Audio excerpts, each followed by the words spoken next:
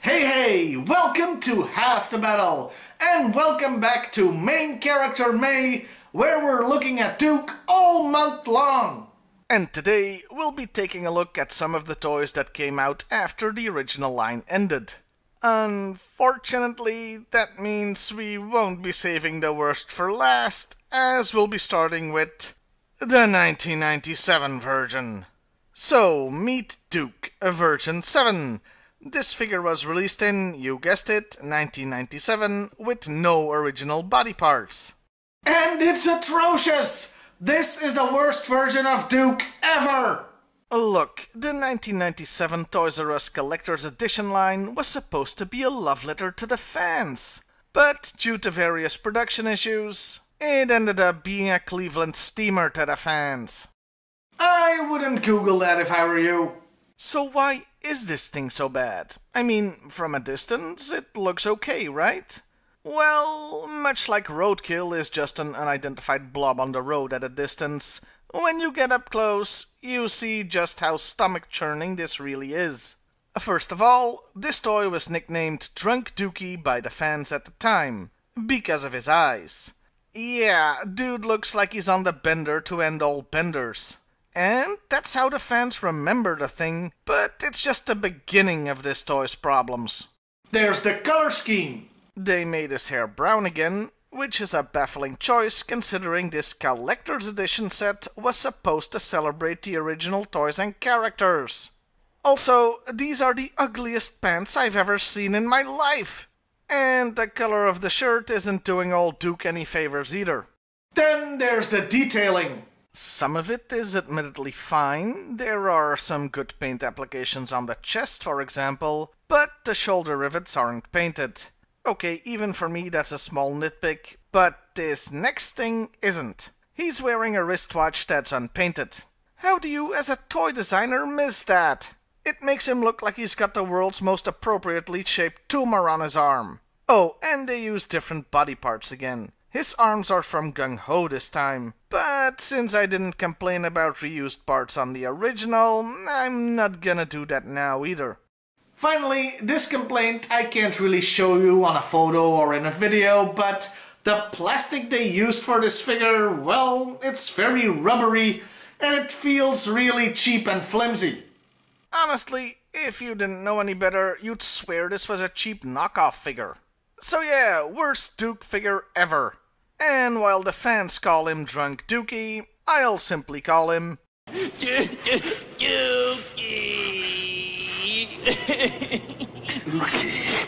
By the way, this figure came with a vehicle, a reissue of the Silver Mirage motorcycle. So, this Duke also came with the most flimsy vehicle ever released. That's a lot of fail to cram into one package. Well, we've got plenty of toys to get through still, so let's go from the worst to one of the blandest. Meet Duke version 8. This figure was released in the year 2000 with no original body parts. And man, is this a whole bunch of nothing. It's a straight repaint of the 1992 version, with all the life sucked out of it. Talk about generic! I mean, Desert Storm Duke was like that too, but at least that figure had a theme, you know? You could army build with this toy. And he still got brown hair. Look, this is a cool looking figure, I'll admit, and if it were any other character, I'd like it, but it just isn't Duke enough, you know what I'm saying? By the way, the packaging for the year 2000 line was also as generic as it got, with no card art and a bland helicopter on the packaging.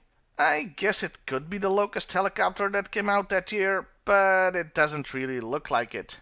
By the way, this Duke was packaged with another Joe, Sidetrack, who's a recolor of Ambush and looks pretty cool. You gotta respect that mustache.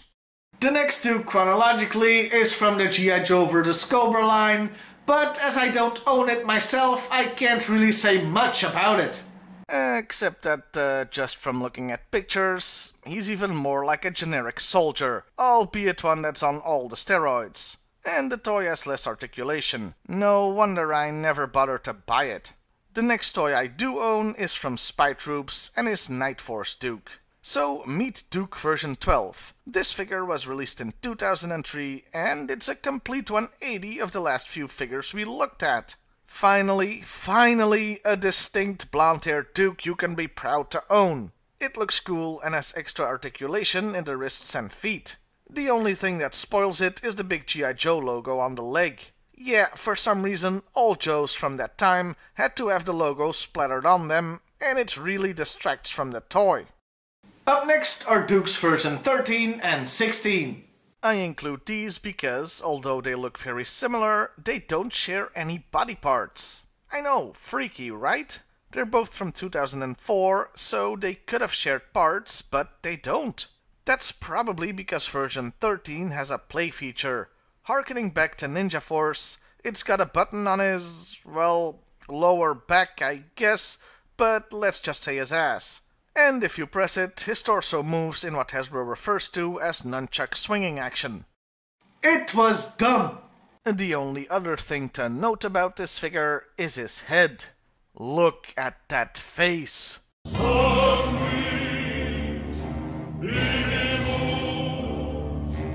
Now that is a 1,000-yard stare. That's the look of a man who knows people are gonna press a rod up his ass forever. The version 16 is a perfectly normal figure, though he does have a very tiny waist, like an anatomically impossibly thin waist. And of course, both of them have a huge G.I.Joe logo on their backs. Moving on! A version 14 here was also from 2004. Seriously, there were like 6 different Dukes released in 2004 and we're not even done yet. This one was a Walmart exclusive figure, and it has the body of a Snake Eyes figure with Duke's head. He's got a desert thing going for him, and he's fairly uninteresting. I only include him to showcase how many Dukes there were in 2004. Speaking of which, meet Duke version 15. This is a repaint of the 1997 version, since nightmares from the past like to come back to haunt us. This figure was part of the Toys R Us exclusive Anti-Venom Task Force set. Man, G.I. Joe was on fire in the early 2000s! I bring this figure up because of the head. Due to the paint and plastic used, he looks really unnatural, like an Uncanny Valley mannequin head. It looks so lifeless. What is it with 2004 Dukes and their faces freaking me out?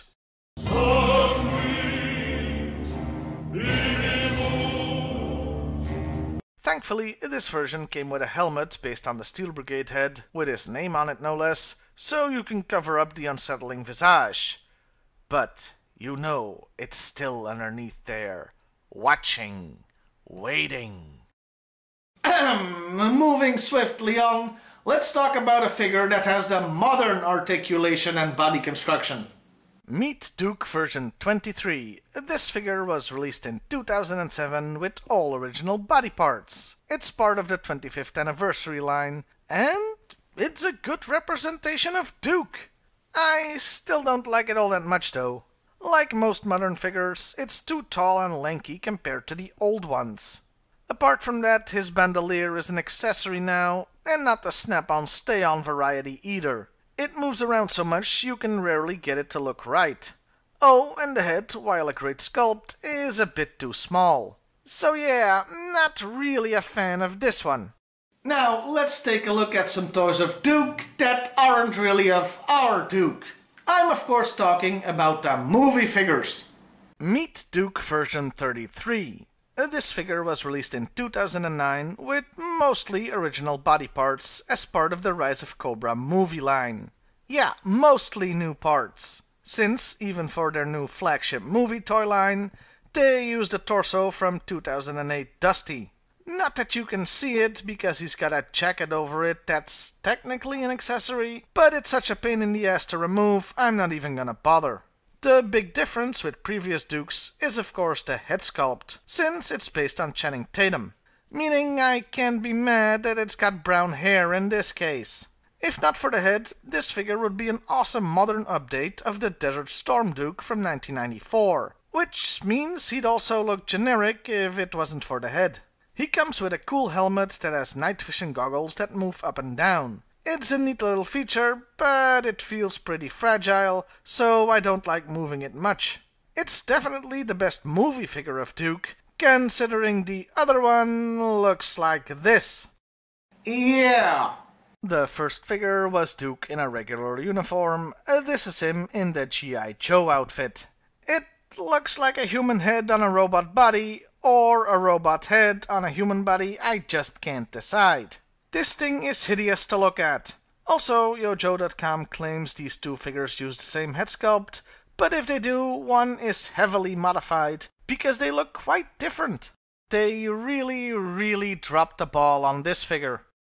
Well, I certainly don't want the episode to end on a sour note, so we'll take a look at one more Duke figure, and it happens to be one of my favorites. Meet Duke version 21. This figure was released in 2005 with one original body part. The other parts are the same as the 1997 version, but he's got a new head. And this toy is from my favorite line of modern figures, the comic book packs. And it looks great! It's got a very nice head sculpt and colors that make him fit in with the other Joes from that line. And do my eyes deceive me? The wristwatch is painted this time! This is my favorite modern Duke figure. Hell, it's my favorite Duke figure out of all of them. Of course, I do acknowledge that to really represent Duke, the pants should have been a different color. Still, this doesn't make me like the figure any less. And those were the toys. I know I didn't talk about all of them because, well, there's frickin' 51 of them. They aren't all interesting ones, and I don't own all of them. But I do hope I gave you a decent look at enough of them. I really put up my Dukes here. Overall, my favorite one is the comic book pack version, followed by the original. The worst one is the 1997 Failure, followed by the Rise of Cobra Black one, and the Star Brigade versions. Next week, it's time to take a look at the character, starting with the file cards. I'll see you then, everybody, and hey, why not like, share, and subscribe if that's your thing.